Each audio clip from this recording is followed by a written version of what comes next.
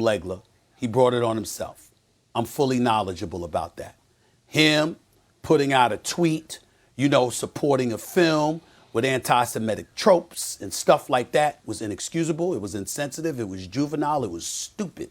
Okay? And the kind of heat that he's brought upon himself thus far is self-inflicted and largely, if not entirely, of his own volition. So he deserves it. But now you're going a step too far. Okay? The man apologized. All right? He's been suspended. And that. Now you as an organization have to make it.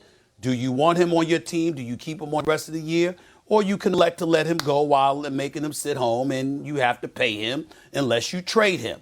It's that simple. But to sit up there and to have these lists of conditions that he has to do, I think what you're trying to do is elevate the level of embarrassment that is being thrown in his direction and, dare I say, emasculate him, which is why Jaylen Brown has spoken up, which is why black people are going to raise holy hell about that, and which is why I'm going to be one of those folks leading the chorus to raise holy hell about that. Leave a man alone.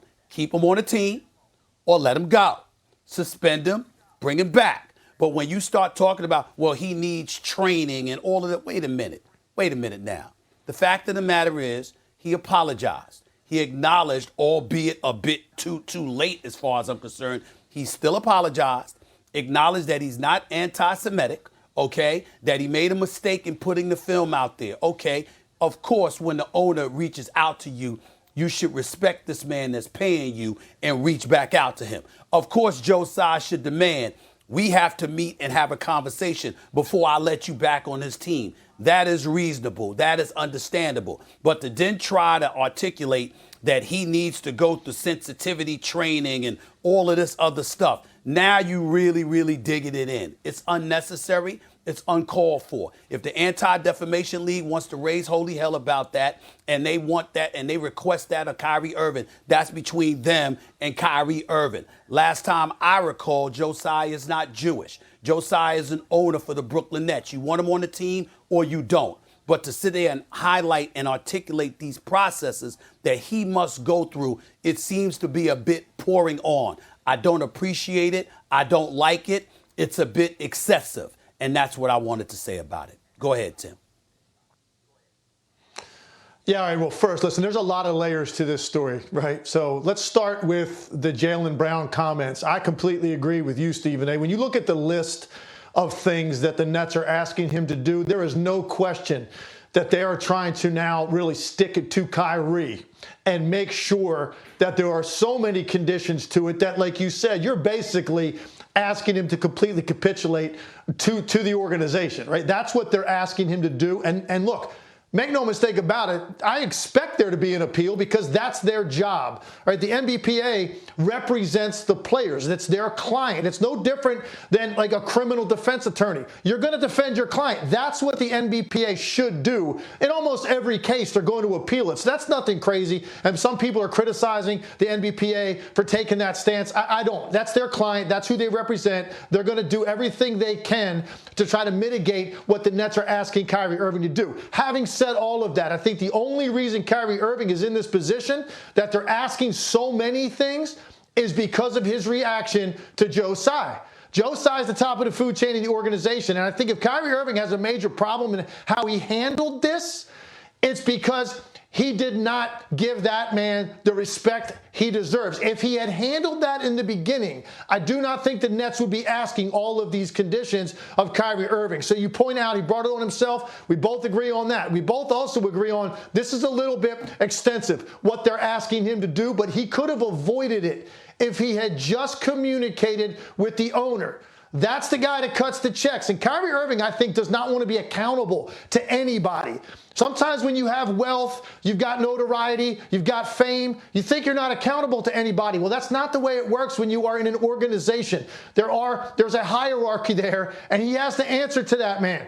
And if he had just communicated with him, I think he could have avoided a lot of this. But now it's taken a turn, and we're going to see this is really a giant game of chicken. And they're trying to get Kyrie Irving to cave on this. And let's see how far he is willing to take this and how long he is willing to sit out, trying to make sure he does not do the things that the Nets are asking him to do. But I think he could have avoided it if he hadn't disrespected Joe Tsai. So that's the other layer to this. It's their relationship and the disrespect that he showed the owner. And I think that's really what this is about on the part of the Nets. I think he could have gotten away with the apology that he issued and get back to playing basketball. But the fact that he didn't do a verbal apology and he did not communicate with the owner and repeatedly ignored him over a period of days has put him in this position now where they're going to make him extra accountable to the organization. And I really think that's what this is. There's a little bit of pride there on both sides that's taking place. See, the interesting part about it is, Tim, is I don't disagree with anything that you said. You're right on point with it. What I'm saying is let's get to the real crux of the matter. Everything that you said, I've said what I had to say. You said what you had to say, and you're right on point. There's no disagreement between you and I in that regard. What I'm saying is that now it comes down to you trying to emasculate him because of the decisions that he's made and because of how he handled it. My point is let him go. Cut him, send him home and say you'll pay him for the rest of the season, or let him come back, as opposed to putting it on Front Street in a completely, entirely different situation. One of the things that I kept harping on as it pertained to Ime Udoka in Boston was that it was an HR matter that should have been handled internally as opposed to publicized. You see what I'm saying? Because that public emasculation is what I have a problem with, because we can go throughout history in the NBA, in the National Football League, along with a plethora of other situations where we don't see the same level of momentum, the same level of passion, etc., being accorded to others in dicey situations as we've seen accorded to these black men. And what I'm saying is, although Kyrie is not right in any way, he is definitely wrong. I am not here to defend what he did because he was wrong, and his reluctance and hesitancy in apologizing was wrong, and his unwillingness to communicate with Joe Tsai, the nerve of you to do that. But that's a perfect reason to say, stay your behind home. Don't bother coming back. To have these conditions and to publicize those conditions, not only are you trying to appease to outside forces, but you are also doing it while emasculating this black man. I don't like that. I don't appreciate that, because I can point to numerous cases throughout history where that level of momentum is not consistent. If you do it to everybody, I'm good. But when you highlight it for certain people, that's when I have a problem with it. And that is why I'm standing up here now saying they're crossing the line with how they publicized the conditions, the remedial conditions under which they want Kyrie to return. That was not our concern, and there's a reason you're doing it, because you're emasculating him. I don't like it. We're up against it.